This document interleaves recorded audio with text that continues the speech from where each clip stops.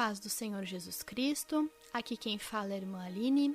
Estamos aqui para mais uma gravação do Enquanto é Dia podcast, para a honra e glória do nosso Senhor Jesus Cristo.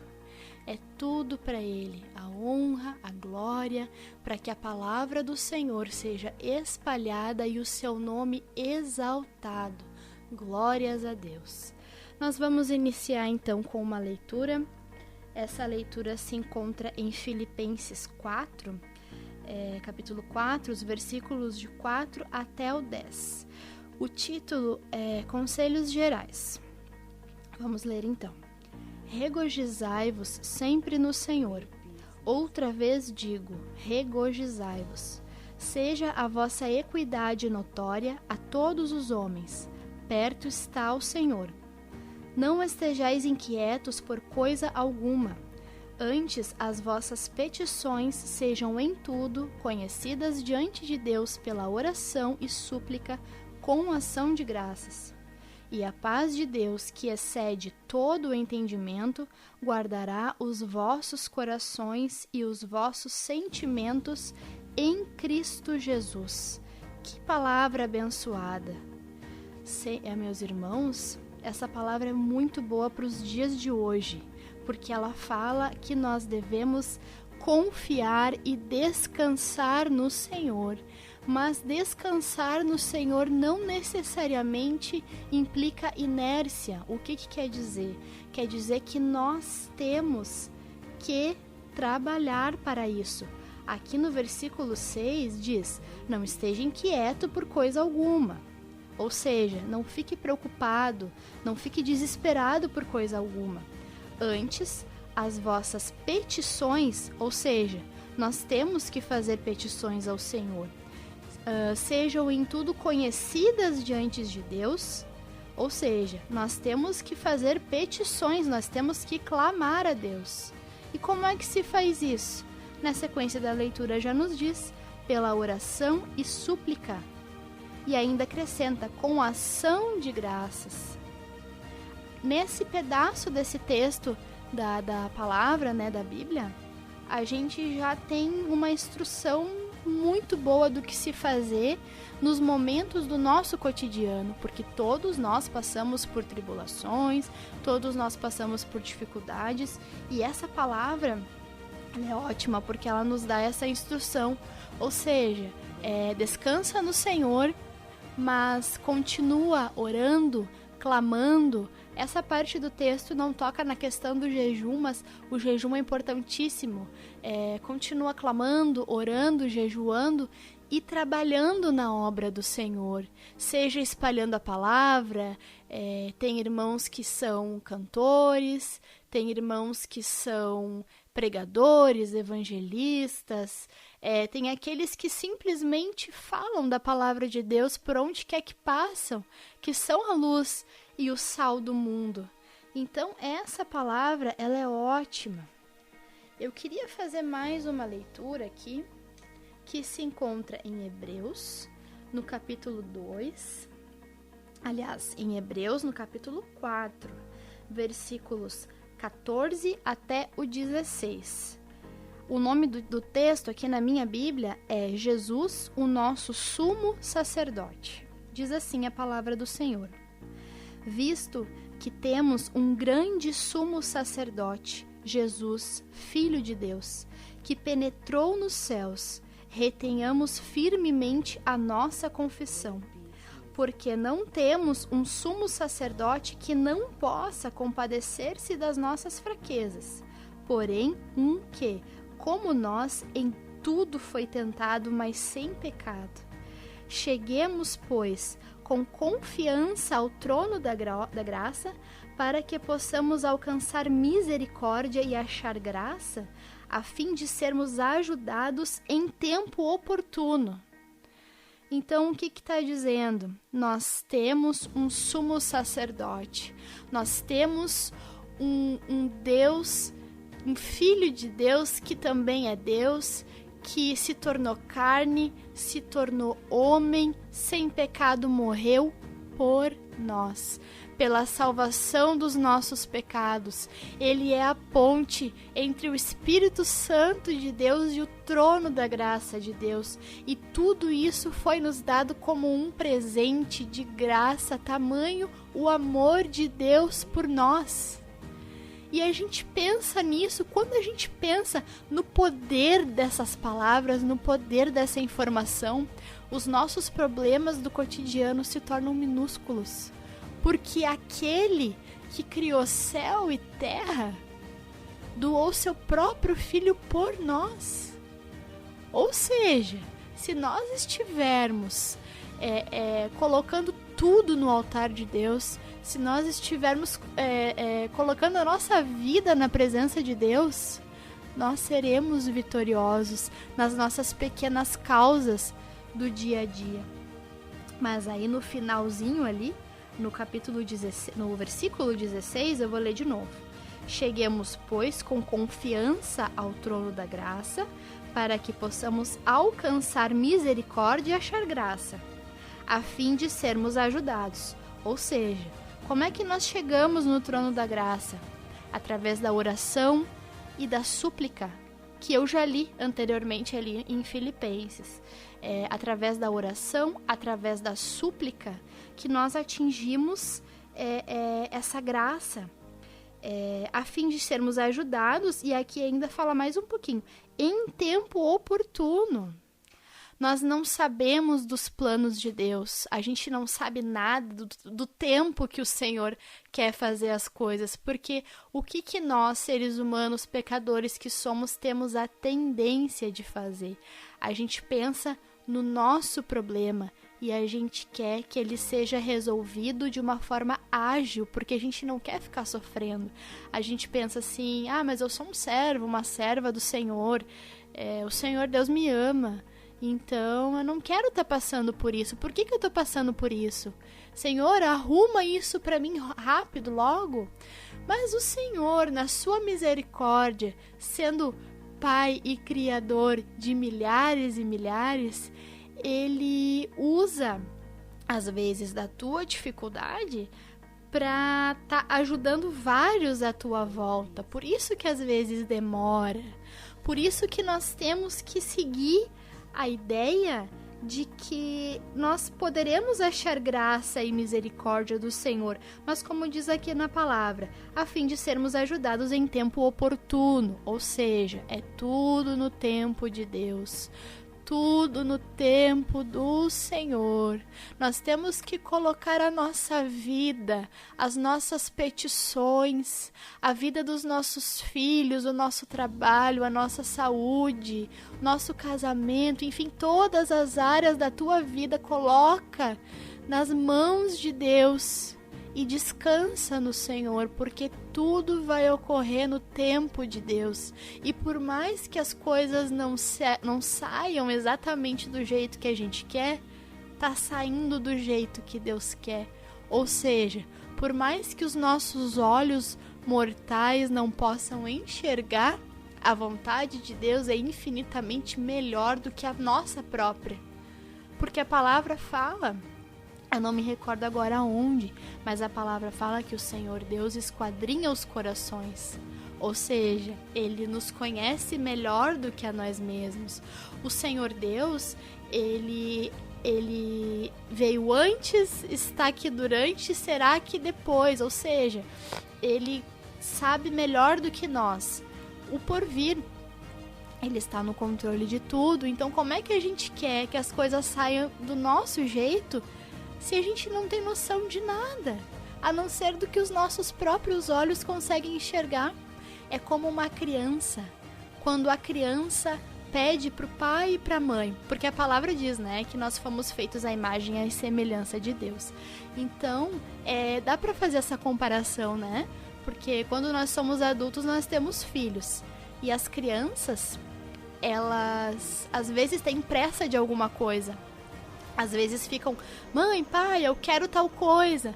Mas a mãe e o pai, por já terem vivido um pouco mais que aquela criança, já sabem o que vai acontecer se a criança tiver aquela vontade feita naquele momento. Então, o pai e a mãe, eles dizem, tá, espera um pouquinho que depois eu vejo isso pra ti. A criança fica triste, fica chateada, não entende o porquê daquela espera. Mas o pai e a mãe daquela criança entendem por quê e que é para aquele bem, pro bem da criança. Então, eu acho que dá pra fazer essa comparação. Só que nós, como pais, nós não temos nem uma fatia da sabedoria de Deus. Então, assim como a gente quer que os nossos filhos tenham paciência, nos obedeçam nas nossas ordens e comandos do dia a dia, na criação desses nossos filhos, nós, como filhos de Deus, também devemos ter paciência e saber esperar, porque nós somos bebês perante o Senhor, nós somos os filhos amados dele, e nós temos que saber que nós não somos nada sem ele. É tudo por causa da graça de Deus. Nós estamos de pé por causa da graça de Deus. Nós somos o que somos por causa da graça de Deus. Nós existimos por causa da graça, da vontade, do poder e da misericórdia do Senhor. Então agora eu quero fazer mais uma leitura, uma última leitura, que se encontra em Colossenses, capítulos 3, versículos do 1 ao 8, que diz assim: o título do texto é Instruções para uma Vida Santa. E diz assim: portanto, se já ressuscitastes com Cristo, buscai as coisas que são de cima, onde Cristo está assentado à destra de Deus. Pensai nas coisas que são de cima e não nas que são da terra, porque já estáis mortos e a vossa vida está escondida com Cristo em Deus. Quando Cristo, que é a nossa vida, se manifestar, então também vós vos manifestareis com ele em glória.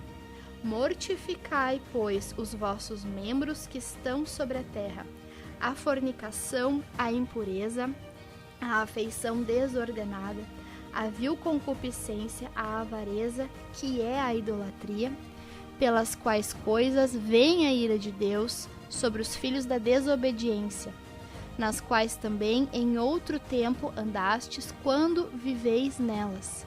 Mas agora despojai-vos também de tudo, da ira, da cólera, da malícia, da maledicência, das palavras torpes da vossa boca.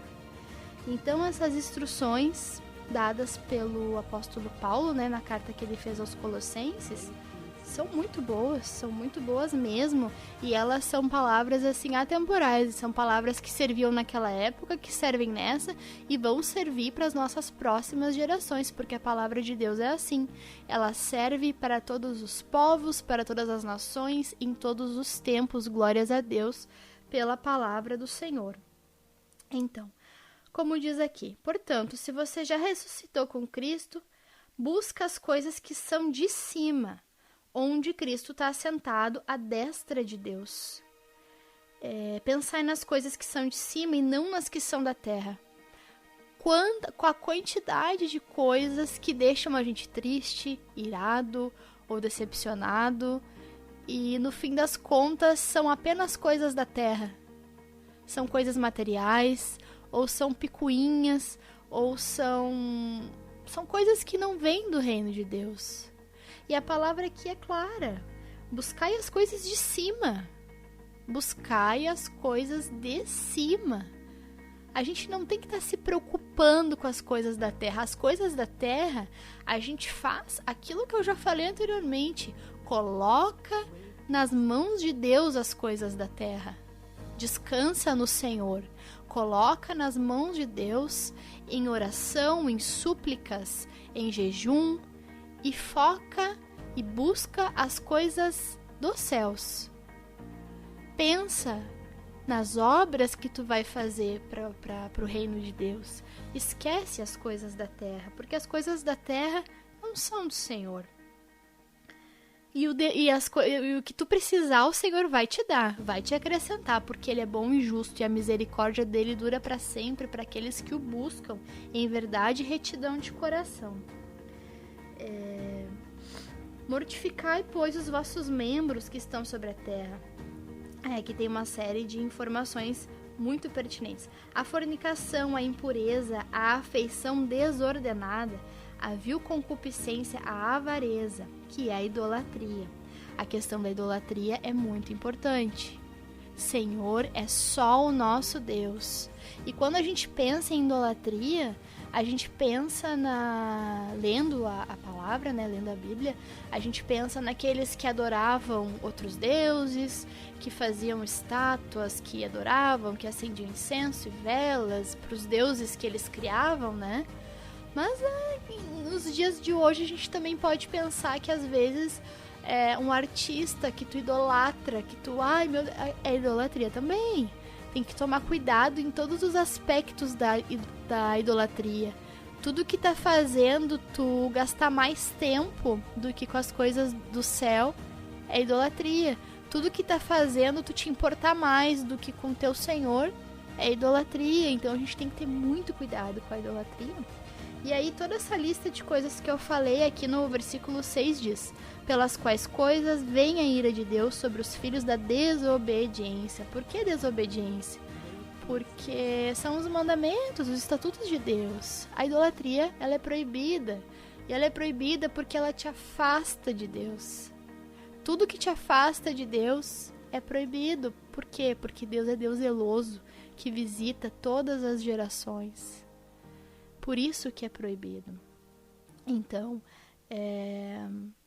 tá aqui. Mas agora, no versículo 8, mas agora despojai-vos também de tudo, da ira, cólera, malícia, maledicência, das palavras torpes da vossa boca. Essa última parte, das palavras torpes da vossa boca, isso é muito importante porque eu não me recordo agora exatamente onde é que isso tá na Bíblia, mas é no Novo Testamento, se eu não me engano. Porque foi Jesus quem falou que tudo que sai da nossa boca quer dizer que tá dentro do coração. Aquilo que a gente come não nos faz pecar, mas aquilo que sai da nossa boca nos faz pecar, porque tudo que o teu coração tá cheio é o que vai sair pela tua boca. Então, isso também quer dizer, com essa palavra aqui, cuida da ira, da cólera, da malícia, da maledicência, das palavras torpes da vossa boca. Se teu coração tá cheio de ira, as tuas palavras vão ser de ira. Se teu coração tá cheio de malícia, as tuas palavras vão ser maliciosas. Então, essas partes da palavra que eu li são instruções muito boas para dias como esses, que são dias onde o mundo está se esfriando e apenas quem busca o Espírito Santo de Deus consegue se manter no fogo do Senhor. Então eu queria dizer que o Senhor ainda é Deus, que Ele ainda perdoa, que Ele ainda se mostra para aqueles que o buscam, que o Espírito Santo ainda está sobre nós.